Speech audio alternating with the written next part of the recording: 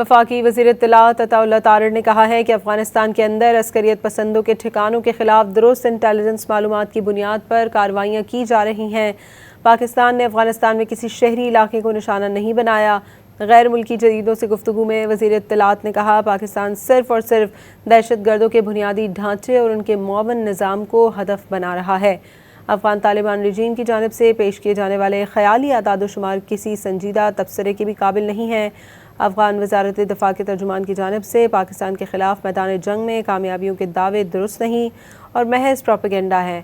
وفاقی وزیر اطلاعات عطا طارڑ نے افغان طالبان رجیم اور اقوام متحدہ کے مشن برائے افغانستان کی طرف سے افغان شہریوں کی ہلاکتوں کی خبر کی بھی تردید کی۔ عطاءاللہ طارڑ نے واضح کیا کہ کابل میں قائم اقوام متحدہ کی ایجنسی کی ان معلومات کا مکمل انحصار طالبان حکومت پر ہے۔